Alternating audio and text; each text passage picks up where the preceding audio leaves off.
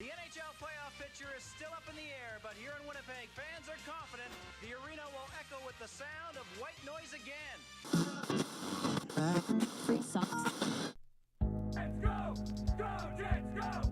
Winnipeg is back in the big leagues and over the moon.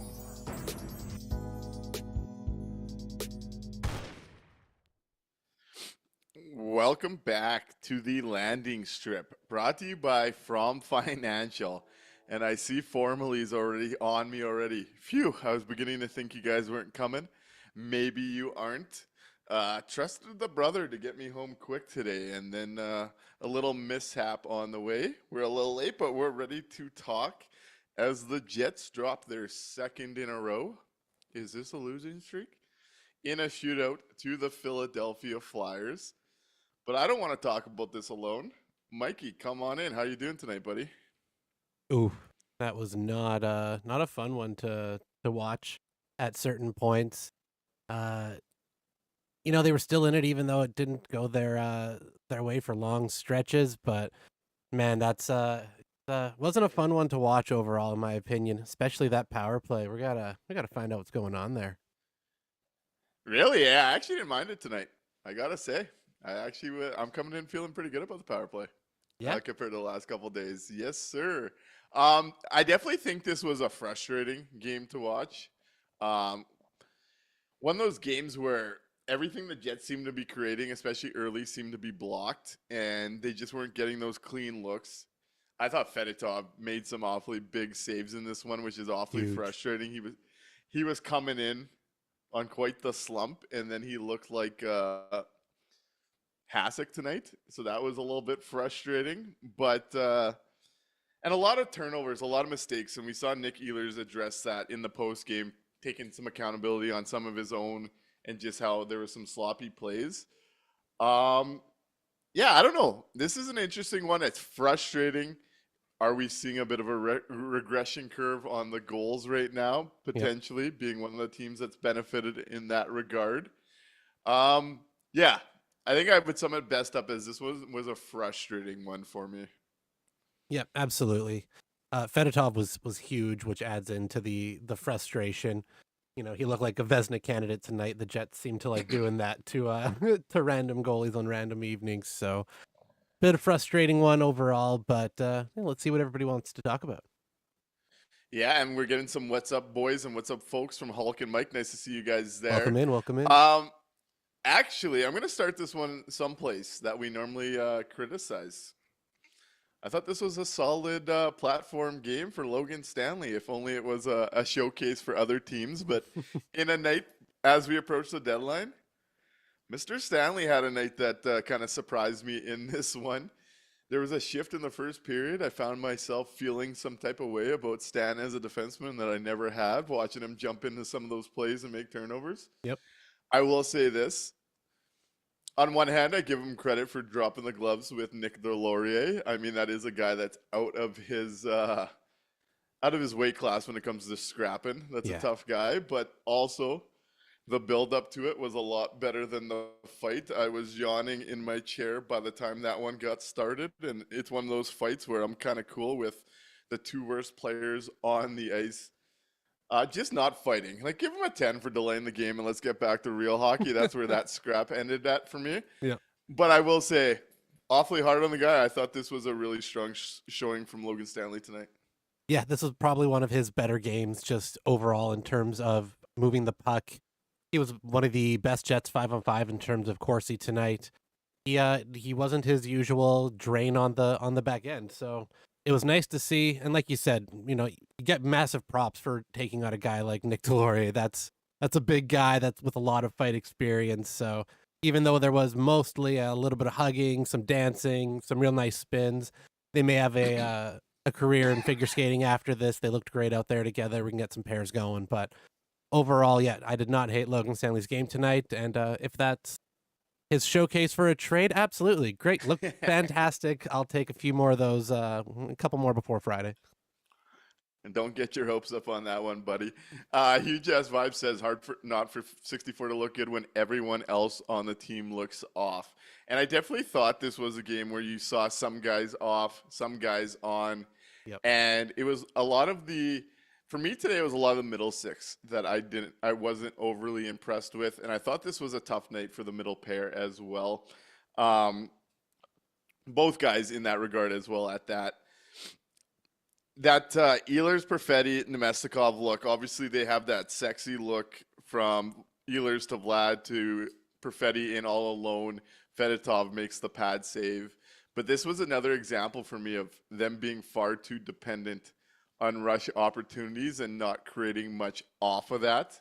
On the other hand, I felt like the Lowry line just didn't have much going for them. They were showing visible signs of frustration on the ice. We got a Mason Appleton stick slam at one point. Yep. We had like Nino kind of stunned with refs blowing down board battles. It was a night that group just felt off and disconnected. The top line was interesting in this one for me. There was some gaps that go the other way. That's tough to watch. But at the same time, I thought they were really creating some quality looks. Kyle Connor drives behind the net, gets it out front to Gabe Vilardi, and Gabe Vilardi makes a play only Gabe Vilardi might be making to get to get to Shafe on that back door to finish it off. Felt like a sleepy start, and that really woke the building up about halfway through the first. This was a game I thought.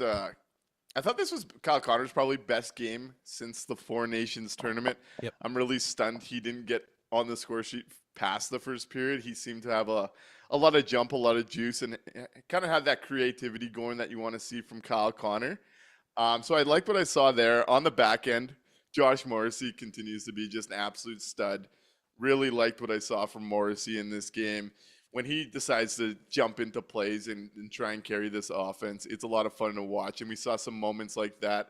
DeMello has a really, really, really bad turnover in that second period with about a minute left.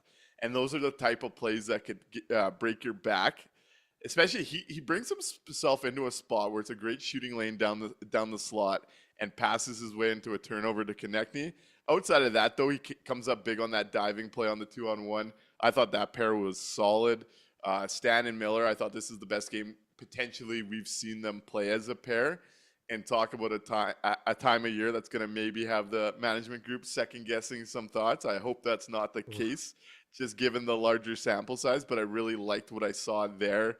And then I just felt Pionk and Sandberg were both pretty. Both of them are struggling with the puck decisions, and it was kind of scrambled at times. So not the best night there. That's just kind of a run through of what I saw. I thought that fourth line continue to do what they do when they are on, where they just kind of grind you down. Morgan Barron comes back to the lineup for David Gustafsson and draws a couple penalties that give the Jets a chance to win this game. Also has a look from Kyle Connor on the PK. So pretty nice night from Morgan Barron jumping back in. What were some of your big takeaways here, Mikey? Yeah, this was one of the games where that Adam Lowry line looked so off and just so disjointed, and it's noticeable because you don't see that a lot, where all three of those guys just couldn't handle the puck. They seemed completely out of time with each other. Not really sure what's going on there, but it was real noticeable. And like you said, Mason Appleton had the embodiment of it when he was slamming the stick there in frustration, and it was just real noticeable tonight with that line. The fourth line, looked great. Looked as much as, they did as much as they could, much as could be asked of those guys. Alex Iafallo had a couple nice offensive plays and a couple nice long passes to spring the Barron on one of them, I think it was. So they did what they could. Barron drawing 2 penalties at the end of the game to give the Jets, a fighting chance to win. That was huge. I really thought they were going to steal one again at the end of the game on one of those 2 penalties. So good for him to get back in there and have a positive impact like that. And as for the top line, you get that goal midway through the first. And like you said, I don't know if anybody but Gabe Velarde can make that pass in front there and redirect to Mark Scheifele. So it was just a real frustrating game. Like you mentioned earlier on, things were kind of all over the place. And you had Fedotov just absolutely robbery on a few shots on a few different players tonight. So I really think that was the biggest thing, right? If a couple more of those go in like they have, previous times in the year, it's a totally different outcome. And we're kind of talking about a game that the Jets won, but, got outplayed a bit. So I honestly credit most of that to Fedotov tonight. I'll sling this. I think this is a great time for Choices TK's point, kind of jumping off of your last point there. Choices TK over on Twitch says, seems like this team is getting about 4 to 6 good scoring opportunities each game, and if they don't put them away, they can't create sustained offense, especially with the PP struggling. Would you think that's a fair takeaway about this recent stretch of Winnipeg Jets hockey? Yep, that's it. Perfect in a nutshell. When they're not getting the opportunities on the power play, they're not able to create sustained offense lately. Nick Ehlers was asked about it during the post-game pressers, specifically about the power play, right? What's not working there. His answer was that their passing isn't good enough, which I'm not really sure if I kind of agree with that assessment of it, but that's the answer that he had for the public there. But I just think overall right now the timing isn't right, and it's a team that's predicated on speed and timing, and when that's a little bit off, it's just real noticeable. And I think right now we're at that spot where the timing just isn't there, so we're seeing it not come across when again they don't have that security blanket of the power play to constantly bail them out. I think that the passing being off would probably be a good just general consensus of what this game looked like. I think this game is so close. I think it's one of those games either team could win. Obviously, goes down to a shootout and a 1-1 score. Yep. And both goalies, I think, made some awfully big saves in this one, and probably are going to be early. The two of the top 3 stars in this one. We'll get that out of the way early. But I actually did not mind the power play in the late third, actually. I actually saw a better version of it than what we've been seeing the last couple of games. I thought there was more activity. I thought they were more creative with the lanes they were trying to attack. There was 2 or 3 good opportunities in 2 power plays that could have been goals that you normally see converting. I think Hulk over on Twitch kind of sums it up where maybe there's the disconnect. Hulk's takeaway on the power play was power play issue is just a bit of stagnancy from 81 and 55, plus JMO being a bit too shot happy. They'll get over the hump. And I saw a version of the power play compared to the last few games that was starting to move again, that was getting more creative with their looks, that was just not bearing them. I mean, Nick Ehlers gets that one in the slot from Scheifele and Velarde. There was a Kyle Connor look in there.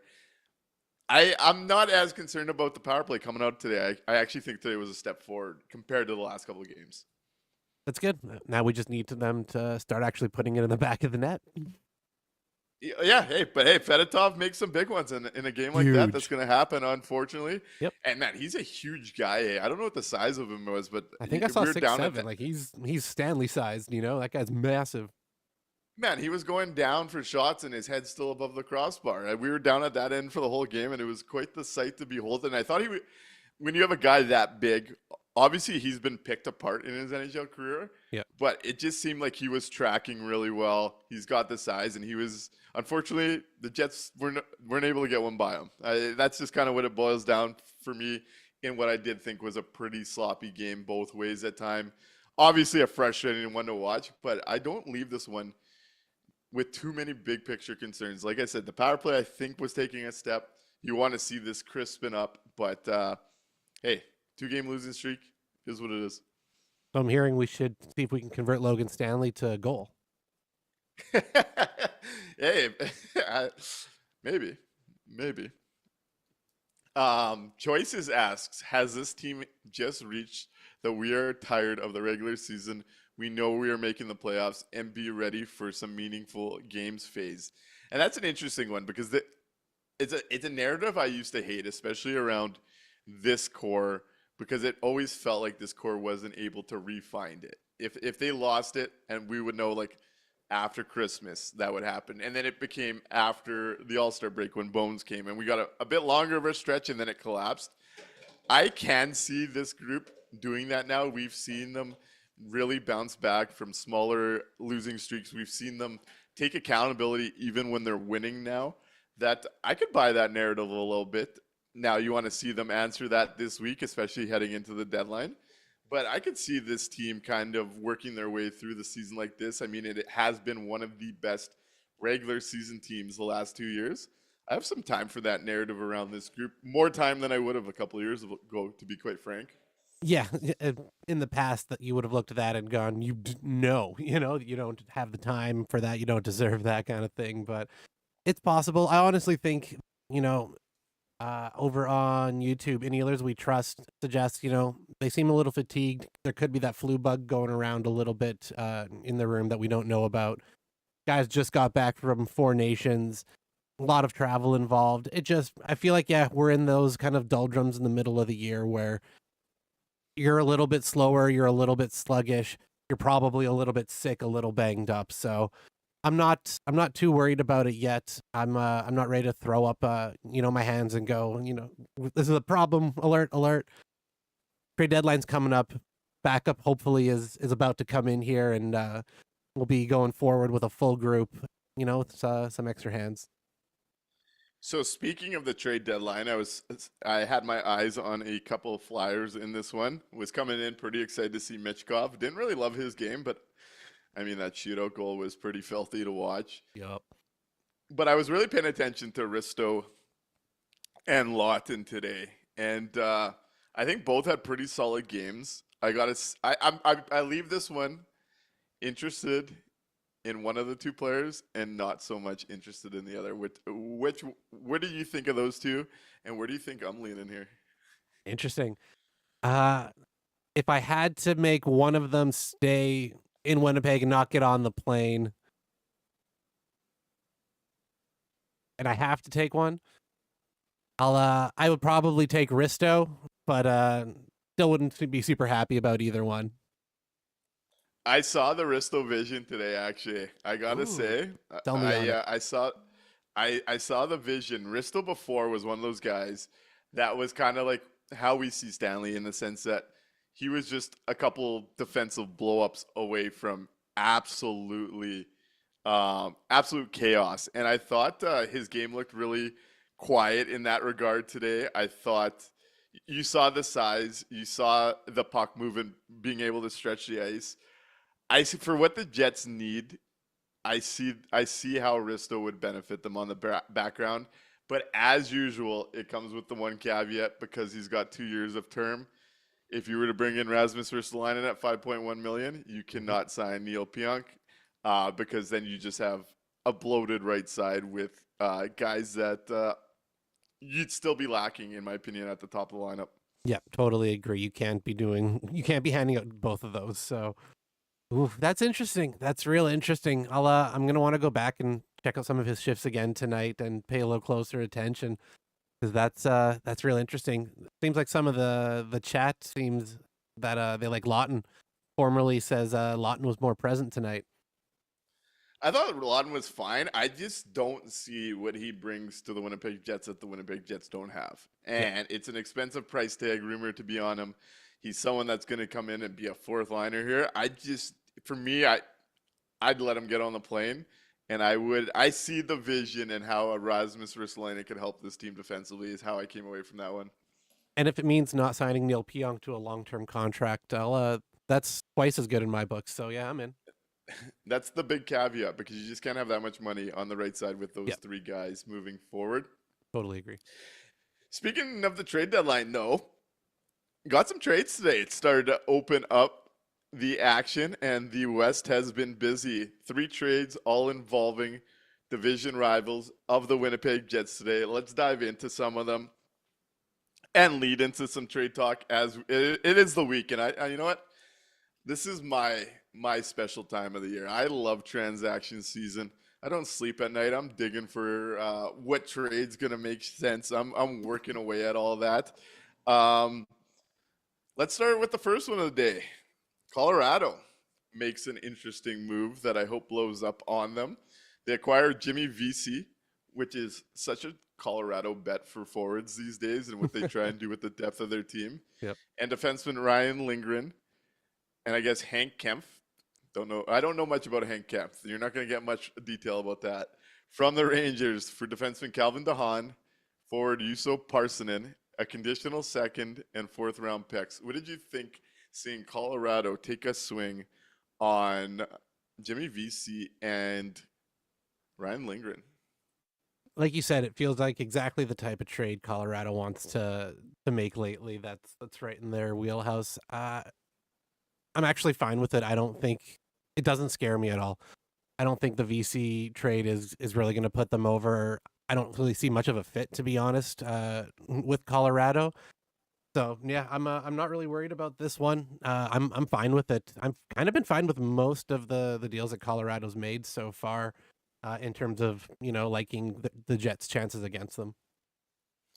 And we got some interesting. We'll go through the chat and then I'll kind of share my take on it. Formerly says, seems like Colorado is imploding on that trade. New York Rangers won already, I think. Choices TK says, Avs trade seems like a reclamation project. And Hulk says, I don't understand the Lindgren trade because Rangers already tried him with Fox and it didn't work. And I don't know if Makar is that much better than Fox. And at a glance, I looked at this deal and I thought Colorado gave up way too much for the current versions of those guys that they got. And this leads into Choice's point about being a reclamation project.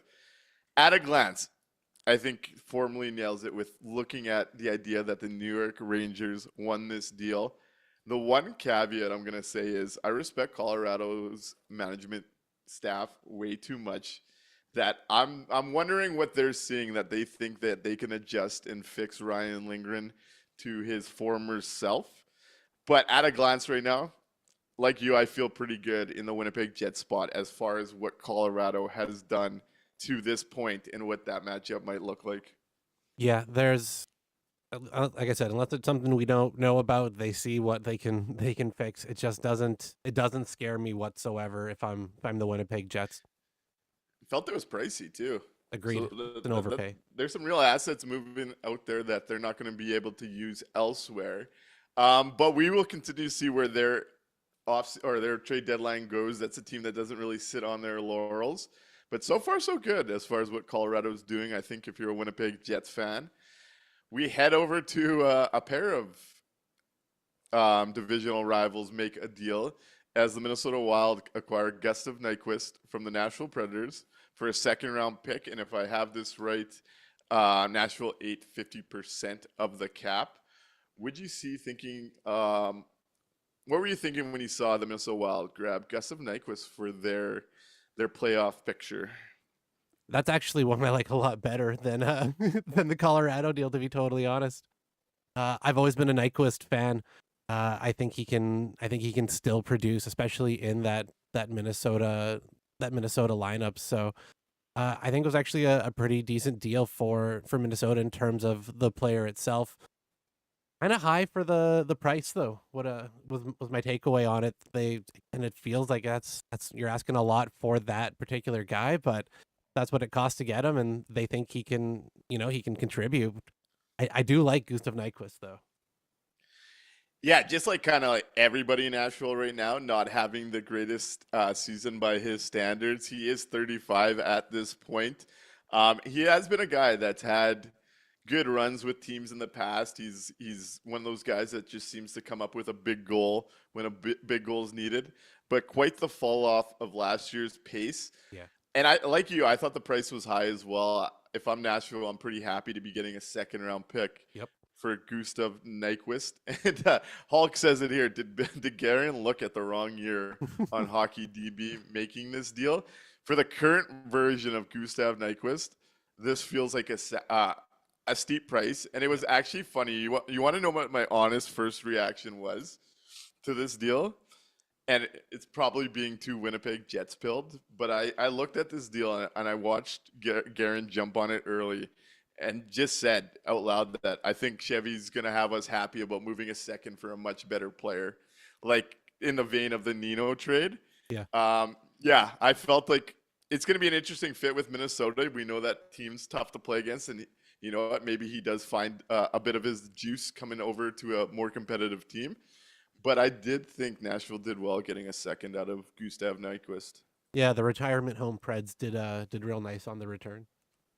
Yeah, the retirement home's looking to start offloading some pieces, eh? Ooh, that's dark. Formally says the prices are really high. They will drop on Saturday, in which I believe formally means Friday, as the deadline is coming up on Friday. And I think that's a fair takeaway right now. It's clearly a seller's market, and that's definitely impacting some things. I want to dive into a bit more of that because I have two trains of thoughts when it comes to the Winnipeg Jets and that situation. We'll dive into that right after diving into the third trade of the day so far. And this was the one that kind of caught everyone off guard. This was the big one of the night. The Florida Panthers acquire Seth Jones at 25% retained, bring him down to $7 million and a fourth-round pick from the Chicago Blackhawks for goaltender Spencer Knight and a conditional first-round pick in 2026 that becomes a first-round pick in 2027 if Florida moves it prior.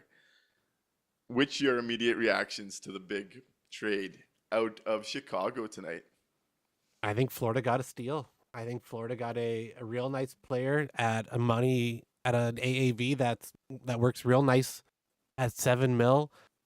And it didn't really cost them a whole hell of a lot. It cost you a first round pick, which is kind of the going rate if you're getting a guy like that who's locked up for that long and retained at a good price. I think Florida did real nice on this trade, to be honest. This is one of those deals for me. It really depends on how you feel about Spencer Knight. This one, I look at it Absolutely. and and that would explain why you love the Florida side of this. Yep. This for me, and maybe we live in a time when every trade you need the hot take instant reaction, and I don't find myself having one. I was surprised by the trade when it dropped, and then when I sat there and really just thought about it and looked at it, I kind of dig it for both teams and where both teams are in their current cycles. I saw a lot of the reaction, at least on social media, went the complete opposite of you, Mikey. So I'm going to be the guy that sits in the fence and plays it right down the middle. I saw a lot of people going, "Whoa, I can't believe they got that much for Seth Jones." And I was looking at it like we just talked about this 2 shows ago. Yep. That if you can get Seth Jones down to $7 million, and it's interesting, one of the smartest front offices in the NHL agreed with that exact number. Gives me a little bit of a little ego boost that I do know what I'm talking about here. There, yep. Yeah, when it comes to the business of the NHL, maybe I do have a little bit of grasp on this. And so Florida gets him at a number I think is really solid for the Florida Panthers. I think he's really what they need on the right side of that decor. All of a sudden, they're not going to go spend on Aaron Ekblad, which is an interesting twist in all this coming summer. I do think Seth Jones going to Florida and being like a number 2-3 type of guy in that decor on a competitive team is going to do wonders for both him and Florida. On the reverse, and we were kind of talking about it to kind of push back on the idea that Chicago gave up or Florida gave up too much. We were talking about it. The one thing I kept arriving at when it came to the Seth Jones and the retention thing was it's going to cost money to have a team eat $2.5 million for 5 years. It's going to cost real assets. This is where the business side comes in. And that's going to be $12.5 million that Chicago's paying out over the next 5 years. So there was going to be an additional cost to that. I think Spencer Knight's a really interesting bet. I don't know where his career's at. Obviously, he's been through the ringer, both mentally and in dealing with his own stuff. But it is the type of deal where Chicago could come out of this with one of their franchise 1A, 1B type goaltenders. And I'm actually more intrigued by this deal if I'm Chicago. If Florida ends up trading that 2026 first and you get a 2027 first unprotected, I think that's actually a better scenario for Chicago. And if that plays out that way, I like the value of that deal more. Yeah, if it ends up getting pushed over into 2027 unprotected, you can make the case there as well. I don't see it in Spencer Knight. I don't think they're getting a 1A. You might be getting a real great backup, and maybe a guy that can step in for short bursts. But I don't know. I haven't seen it enough outside of one good stretch 4 years ago. It doesn't scream. It doesn't scream. This is the guy to me. So I'll say this, and I see Hulk diving in, so I'll share some thoughts before I dive into some of this as well. Hulk says something lost in the Jones move is Florida needs to make a move of some kind. There's still $3 million above the cap as of typing this. Do we see? Does that factor in Makachuk being on the LTIR yet? Has that happened? Because that was my first thought as well. As how is Florida fitting this? Hulk also says Jones is not the type of player Zito and Florida front office has made much hay with, but also says it gives Blackhawks $7 million to splash on free agency for running mates with Bedard. And this is where I'm coming from. If I'm Chicago, I'm not winning in the Jones contract. And if I'm gonna move him, let's be right now when he's actually playing quality hockey for Chicago. Yep. And in a bad situation. So they're getting a first in 2026 or 2027. They're shedding off the money that as the Bedard window, if it does materialize into something, they're going to be able to actually add players that fit that window rather than have an aging Seth Jones. And the reason I like the idea of a 2027 first, as good as Florida is right now, and I don't expect Bill Zito, who I think is one of the smartest management teams in the NHL, the Edmonton Oilers might have fucked Connor McDavid out of a Stanley Cup going with Ken Holland over Bill Zito. Ooh. If you look at where things are going with the Edmonton Oilers right now, and that's who it came down to.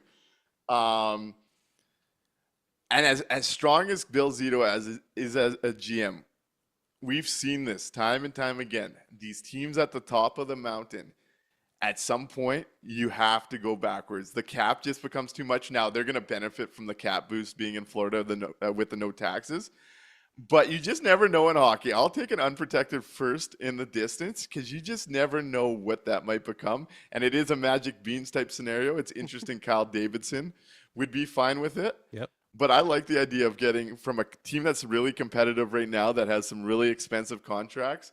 I like getting a first further out. You see this a lot in the NBA, and I think it's something NHL teams should expose a little bit. It's interesting, especially if you can start getting them a couple years out, targeting these teams that are in it hard right now and try to guess who's going to collapse after, not winning the cup. That's kind of good. So, yeah, I like that. It's a smart way to look at it.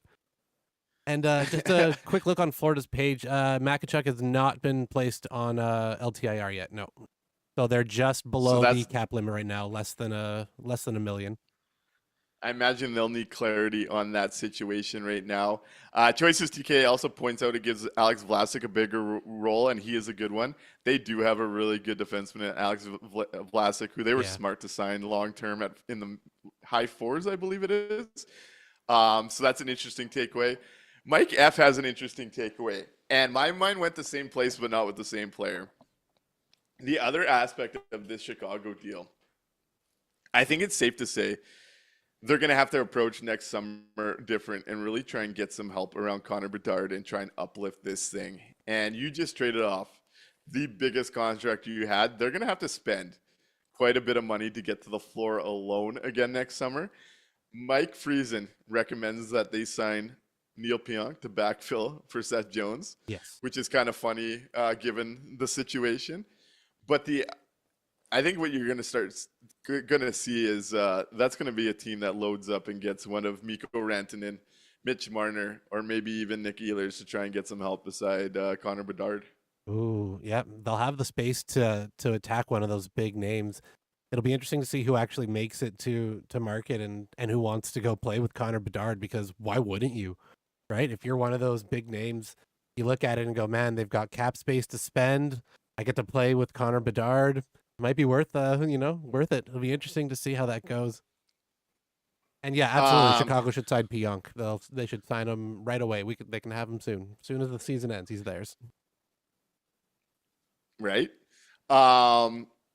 Julian says, don't the Hawks have enough goalies though? After Mrazek and Sogard, they also have Brossoit, who's on IR, and Comesso in their system.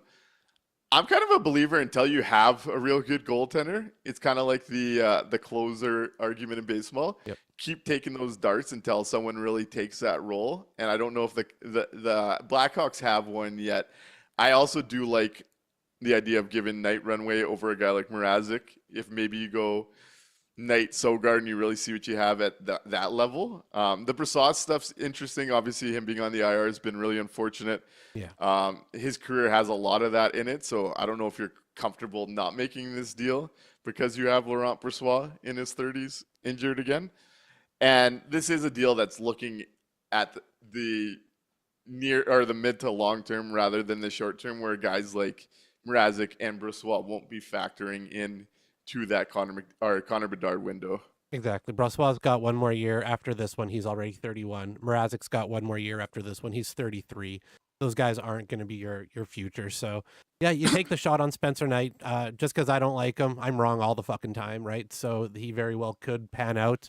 And then, yeah, they've got Soderblom at 25 years old as well. So, like you said, it's taking all those shots because you don't know who it's going to be. Goalies are weird, man. Like sometimes they come out of nowhere and it's a guy that was kind of middling and he figures it out at the NHL level. So yeah, it's worth the risk, but it's not what I would have done. So Fat Tony asks, why would anyone play there if winning matters at all? Hawks won't be good for 4 or 5 years. And that's definitely how you should probably look at a player deciding to go there for the rest of their twilight years, because yeah, that Hawks team reminds me a lot of the Buffalo Eichel years. It's going to be a real battle for them to get out of this. They're going to have to keep hitting on lottery picks. But if you're a guy like, let's say, Mikko Rantanen, who has a cup ring, isn't sure where he's going, and let's say Chicago offers you this AAV that you can't turn down, I could see like a guy like that securing his family's future that way. we'll see what happens. But they're gonna have a lot of space to work with, and they can offer. I mean, they were already money laundering on guys like Nick Foligno and stuff. Maybe they go that route again. Yep. But it wouldn't surprise me if we see a very high AAV for someone like Mikko Rantanen, who's won a cup, to go play in Chicago. Yeah. Who knows? I don't know these guys' individual motivations. So the unfortunate, or like, whatever secret way you want to talk about it, thing is that all the guys know only one team's winning the cup every year, right? The vast majority of the players aren't going to win. The vast majority of them aren't going to be on the super, quote unquote competitive teams, because there's only a few of those as well. For the vast majority of the players, they're looking around going, I only get to play in the league for an average, I think is 4 years is the average career in the NHL? 5 years? Can't remember off the top of my head right now. But it's not a very long time, right? So most of the guys are looking at it going, I'm here for a little while. Where can I play? Where can I get a nice contract? Where can I, provide for my family and stuff? So especially guys that have done it, have, climbed that mountain and won a cup. But for other guys as well, who are going to look at the opportunity to get a lot of big minutes in Chicago, parlay that into, maybe an opportunity to another team later, get traded to a contender. But, sometimes you just have to take that job.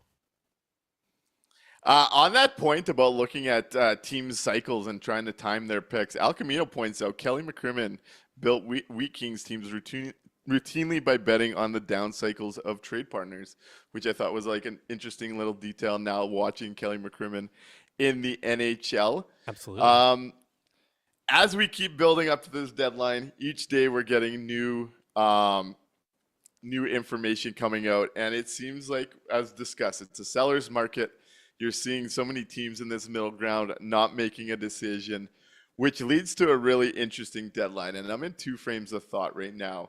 I believe whichever teams that are stuck in the middle that commit to just selling, even though they're there, if any decide to do that, will probably come out of this the happiest out of that group. In a seller's market, if you can get a little bit more and you're going to be a first round knockout, now's the time. It also might lead to a quiet week, which is quite interesting and would be quite disappointing. But if the landscape around the league doesn't change as much as it normally would, maybe not a bad thing. But oddly enough, I think this deadline is the type of deadline that's in Kevin Cheveldayoff's wheelhouse. Talk to me. What's like the situation I've kind of painted to try and find the Kevin Cheveldayoff mysterious player out of nowhere that we live and die by the idea that he's going to go find? What's the archetype that I've kind of painted as that situation? They need to be on a team that falls out late in the playoff race. They'll probably come with a little bit of term attached. And they'll fit the Kevin Cheveldayoff Winnipeg Jets kind of that mentality, that their style of play. And the thing about Chevy, and I talked about this with the Drager hit, which was like quickly kind of knocked down by the Friedman article later that night. I think it really aligned with my theory that Chevy was using Drager to try and bring costs down. Kevin Cheveldayoff does not like to get in a bidding war. He doesn't like to be a part of that process. So when he goes in to some of these teams that we're describing, like the Nino situation, like the Stastny situation, how I envision this is he goes to these teams and he's like, hey, I'm willing to give this. Can we get this guy out of here? And that team hasn't had that lead up time to shop that offer. And it's normally a fair value, pretty in that range. That, hey, if we don't take this now, maybe we won't beat that, and maybe the Jets go find something else. So this idea that the deadline's kind of materializing in a slow, methodical way, and it's going to take someone getting pulled out to maybe surprise, I do think that lines up with where Chevy does well. Fat Tony 202 also points out he got good deals as far as costs on Toffoli and Miller last year waiting. I've said it all year. I'm not antsy this year. I think the waiting game for Cheveldayoff might pay off. And I think this type of deadline really parlays off what he's been strong at pulling off at deadlines past. Now, the flip side of that is there is risk in that approach. If something doesn't pop out, you could be there sitting on your hands. But Kevin Cheveldayoff has consistently been pretty good at finding those areas. And as Choices points out, deadlines force actions. The closer we get, the more those negotiations are going to have to get serious. And if the market is so severely a seller's market right now, that doesn't seem to me to scream Kevin Cheveldayoff buy based on his history. See, this is what I was talking about, and we're gonna end up without a big ad. I didn't say that they weren't going to buy. I'm just saying We gotta wait. that just patience. There's 6 days here, 5 days. We're good. This It's may be early. a true, like, actually on the deadline day type of deal. Could be at any point this week. And if you want to look at the flip side, this is the one miss would be the Hayes Stone thing. Obviously, they were in on Stone, and Friedman talked about that. They're searching every big name they can and seeing what's actually feasible for them, and they ended up with Hayes. But Yeah. And Hulk does say you could end up with a Stastny move, or you can end up with Jordy Bennett. I'm not saying that there's no risk here. I'm just saying looking at Cheveldayoff's historical history in this moment, in this type of spot, he's done pretty well in this situation that's developing around the NHL, and I'm oddly confident about it. I'm excited. I'm excited to see what he's got up his sleeve, man, because this is, I've said it so many times, this is the group that you want to buy in on. This is the group that you want to reward and give them that backup. So the other night I spent some time, and because no trade clauses and no move clauses are going to be a conversation here, I went and found some names on some teams that might sell that don't have any clauses attached, that I have varying degrees of interest in, that we could discuss that might move here. And a very interesting RFA popped up to add to this list that I haven't added yet. I got 6 names here that could help the forward group. We'll focus on D on the next show. But I have 6 names that I have varying degrees of interest. They have no trade protection. Let's dive into some of them. The Buffalo Sabres are really interesting to me right now, especially with some of the names coming out of Buffalo. I do think Buffalo, the more I've looked at it, could be a team where you could one-stop shop and make this forward group an absolute load to play against. Now, it might mean that the D-Ad's going to be a third-pairing guy rather than a top 4, but I think there's some interesting scenarios there. So there's 3 Buffalo Sabres on this list. The third of the 3 would be rental Jason Zucker. Interesting. 33 years old, having a pretty good offensive year in Buffalo at 5-on-5. A guy with a ton of playoff success, and one of those guys that you want to be in the fight with. There's a guy that'll drop the gloves. There's a guy that's defending your teammates. And when I'm looking at forwards, I'm looking more so at guys that could add a bit of offense. I think this system and this team's strength at defense is strong enough. Again, this isn't my highest rated player on this list, but the Jason Zucker as a cheap rental late in the deadline actually has some interest for me. Yeah, that's a real nice depth add. We're real familiar with them playing on the Minnesota Wild for so long.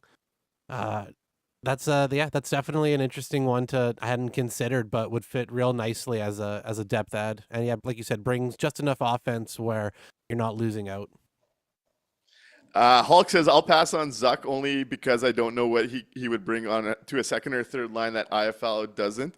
And I think what he brings is that offensive juice. Iafallo is such a good defensive player, and I think Zuck is the opposite, where he's going to struggle defensively, but he's going to be able to score for you. So that's kind of where I'm at there. He's not my top guy on the list, but hey, if you settled on that at the deadline as a piece to a multiple piece deadline, I don't think the cost would be high, and it was someone that was interesting without a no trade clause and checks off a few different boxes that the Winnipeg Jets could potentially use. But sticking with Buffalo, this is where I get excited. There's 2 forwards there, both RFAs, both rumored to be available this week. One's a center and one's a wing. If you could swing both the top 12 in Winnipeg. Whew. Ryan McLeod of the Edmonton Oilers, formerly of the Edmonton Oilers, got traded for Matt Savoie in the summer after that deep run with the Oilers. I thought he was effective on that run. And what I like about Ryan McLeod, he brings the wheels. This is one of the fastest players in the NHL. Very, very defensively solid. And I like the idea of having him come under the wing of Adam Lowry. So my thought process is here. This is going into the Ehlers Lowry and finding a winger for those two. And I want to see Ryan McLeod in between a third line of Nino Niederreiter and Cole Perfetti. We saw what Kupari looked like there. Now let's add some juice to that dimension in that 3C spot. If you could find a way to Ryan McLeod, who is an RFA, so you do have control going past this year, I think the middle of the ice starts to, it's not the sexiest top 9 center group, but there's a ton of utility and quality there. That's real interesting. Yeah, there's a lot of quality there. If you can get a guy like McLeod in, who there's so much potential that I don't think just hasn't been tapped into yet. He's got incredible speed. He just needs to get his brain to catch up with his hands.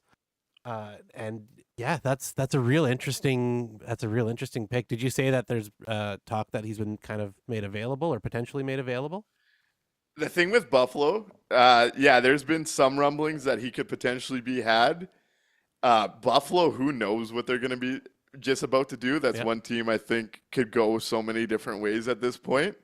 But that is one I find interesting. If you're looking for the idea of you're not swinging big, the big swing isn't available, and you're looking to find multiple pieces throughout the lineup for the right fit, I like a lot of what Ryan McLeod could do in the middle of the ice, in the depth of this team, and the stylistic fit of what he could kind of bring down the middle for this group. If you're looking at the Scott Laudens and the Trent Fredericks, go get yourself the guy in his prime in Ryan McLeod that brings the wheels to boot, and I still think has a little bit more juice in his game to be tapped into. Yeah, it brings the wheels, brings a little bit of size. There's still offensive upside there that hasn't been tapped. That's a real nice piece. Like you said, an RFA, so you've got control on the contract. What, 25 years old? Yeah. Yeah, sign me up. Sign me up for Ryan McLeod. That would be a real nice piece to add into. The other one. This name excites me. I'm a big fan of this player personally. I just enjoy watching him play. Really interesting name to pop up all of a sudden on the market. 23-year-old JJ Peterka. A guy that's going to add some offensive. He's one of those guys. He's not great defensively, but he could break a game open. Not gifted in the wheels, but he's so engaged in the game. He's someone that you would just hate to play against. He's 23. He's currently on his ELC. He's going to get a big raise in an RFA. But this is a guy, and we've talked about the idea, right? There's a very real chance Nick Ehlers is walking out the door this summer. Yep. So the idea has been try and find an impact forward with some term to kind of give yourself that insurance plus the upgrade this year. JJ Peterka doing so next to an Adam Lowry and Nick Ehlers, and then kind of being that staple moving forward as you have the cost certainty with multiple years of RFA. If you could find your way into a 2-for-1 with Ryan McLeod and JJ Peterka, it's not your traditional deadline. It's one that's going to actually impact you this year and multiple years for moving forward. I imagine the cost would be quite hefty, but all of a sudden your window and your core build for the team is there a few more years into the future where you could say, hey, this might not just be a one crack thing. We actually have a group that's set up and in place to keep moving forward.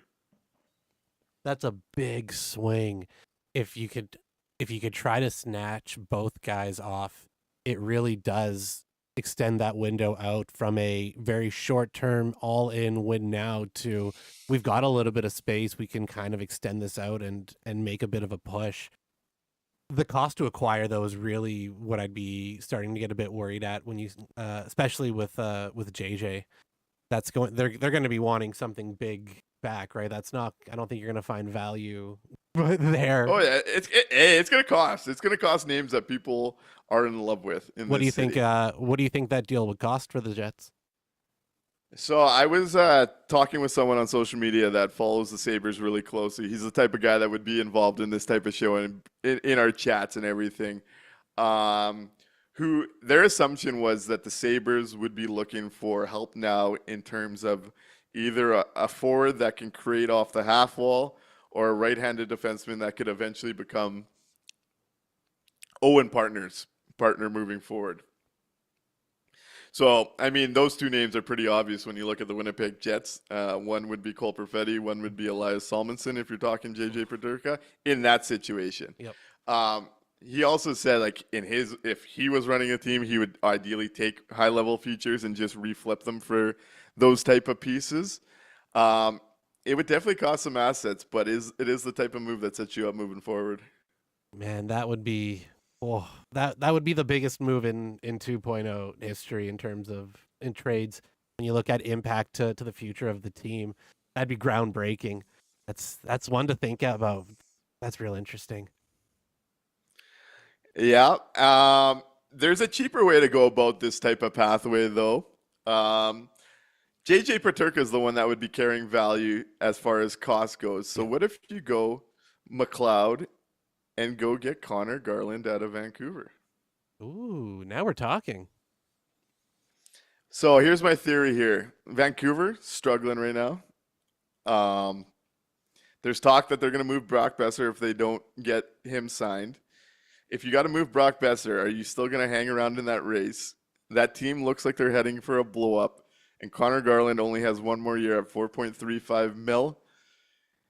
I don't think his value will be any higher if you're heading off for sell-offville, and he fits a lot of the dynamics. I look at him similar to the Nino situation, where he's got the extra year. He's one of those guys that's a pain in the ass to play against. If you look at his height and weight, you're going to have the wrong takeaways on Connor Garland. This is a consistent offensive producer that's an absolute pest. And I think he'd fit really well beside a Nick Ehlers and Adam Lowry on that second line. Or beside Nino and Lowry. I'm getting some feedback here, Mikey. Oh, not sure. We're not hearing anything on our side here. Okay. But a McLeod and Garland is really interesting to me. Yeah, a McLeod and Garland combo would absolutely just would fill the holes up front really nicely. It brings in a guy with a little bit of extra term still, and still allows you to get the depth adds for the D too. That's Connor Garland fits absolutely perfectly on that second on the second line for the Jets. He kind of does everything you want from that spot, and would be an absolute menace alongside Adam Lowry, whoever you want to give them as the other wing, or whether it's Ehlers, whether it's Nino. But he would just be him and Lowry together on a line would just be, it would give other teams nightmares. So again, I always kind of come back to, I wonder what cost to acquire is going to look like. But yeah, like you said, consistent offense, and you still have another year signed. That's one I'd take a long, hard look at. Can you convince Vancouver that Colby Barlow's the next Brock Besser? Yes. And I do think Vancouver's the type of team that David Gustafson would be interesting for. I really do. Yeah, absolutely. Julian makes a fair point. If we have to trade Salo, the Jets will be forced to keep Pionk and Stanley, and Heinola will continue to waste in the organization. That is scary. I don't think the Jets will trade Salo. I'm just saying, if I'm looking at from Buffalo and I'm talking to people out of Buffalo, that's kind of the pathway they would expect for a JJ Peterka. Yeah. Like we said before, I don't think anybody is a true quote unquote untouchable. But Salo is about as close to that as we can possibly get. So. Yeah, I don't see him going anywhere. I think the organization is still real high on him. I'm hoping that he is going to be the reason why Pionk is allowed to ride off into the sunset. You know, a loving Winnipeg Jet, and he can go cash in that big contract in Chicago or wherever else. A couple more I found interesting. Tommy Novak, just out of Nashville. Yep. Talked about him a little bit. He doesn't have any trade protection. Still got 2 more years. And then Friedman made this name connection, I want to say last year, the deadline. Matthew Joseph as a depth winger on this team as a potential Appleton-type replacement stood out to me as a 1-year extra guy with some term. Yeah, that's an interesting one as well. Really, any combination of those guys gives you, and as long as you get at least 2 of them, really gives you enough depth up front to push the, would have kind of turned out to be the offensive holes in the lineup down. And get them into matchups where they're going to be winning a hell of a lot more than they currently are. So, yeah, I kind of really like this approach of going and getting some just really, really good kind of, second line guys to push down everybody else if the big name isn't out there for the Jets. Yeah, I think there's pathways to still deepen out this forward group and make it tougher to play against. Like, just think about getting a McLeod plus a Paterka or a McLeod plus a Garland, or it's said in my chat here, McLeod plus McCann / Jamie O, which is the big ideal swing out of Seattle. Oh, McLeod and really, McCann would be huge. That combo would be real nice. I'm not going to spoil it, but I'm really curious to see what Winnipeg Jets fans think of the mock trade that the PDO cast releases on Jamie O and McCann tomorrow. I was talking to Dimitri tonight. We were bouncing back some ideas, and I'm very curious to see what Jets fans' reactions would be to this deal that they mocked up a little higher than I think most would expect. I'm going to push back on Sil. Garland is a more expensive IFL. How dare you go at my boy Connor Garland like that? Connor Garland is a 20-plus scorer that is a menace on the forecheck, gets to the net front. All those goals that you see Mason Appleton hesitate on, half of those are going in if Connor Garland's right there beside Nino and Larry. That becomes a real second line at that. Don't you come at my boy Connor Garland. That's one of my favorite players in the NHL to watch. Yeah, and I will try and force him to be a Winnipeg Jet until it happens, okay? And he's only 900,000 more expensive, so it's not even that much more. Barely $1 million. Yeah, it's not even $1 million. Yeah, it's barely, right? $4 million. No, yeah. It's like 350,000. Garland is 4.95. Oh, he's at 4. I thought it was 4.35. Yeah, 4.95 for Garland. But still, that's nothing for an upgrade on IFL, Oh, he's better. We're looking at a guy that could add some offense here, man. And he's an agitator. It's the type of guy you want in your corner come playoffs, bringing guys 100%. into the fight and actually can score. That's the big difference. We're trying to find some extra goals. We need here. the offense, to come along with those intangibles, and he actually brings that consistently. 100%. I'm on Team Garland here. Yeah. We'll see. This week's going to keep going. That's all I have on this night. Do you want to do the 3 stars and take off on this one?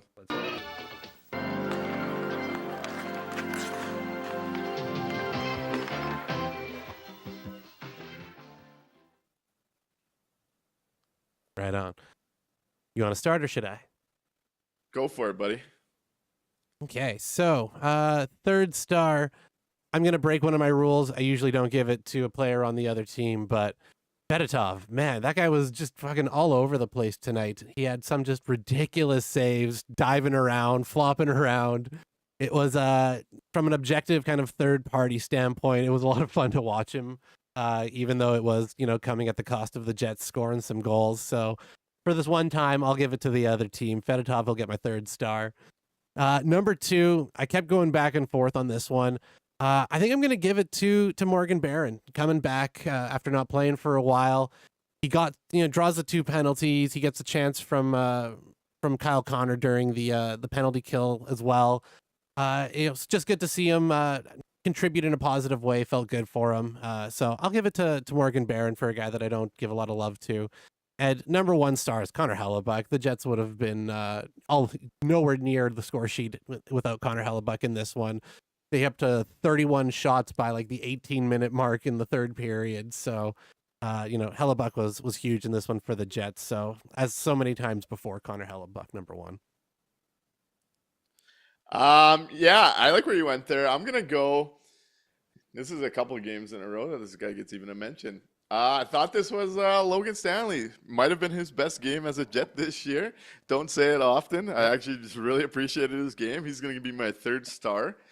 I can't give the losing goalie a star over the winning one, so I'm going to go Connor Hellebuck number 2, and I'm going to go Fedotov number 1. Thank you for tuning in tonight. We will be back as this week goes on to see where the Winnipeg Jets take this deadline week. I'm excited. Something's coming. Y'all know the drill. Tell 2 friends to tell 2 friends. Rate, review, and remember the landing strip for your Winnipeg Jets postgame show.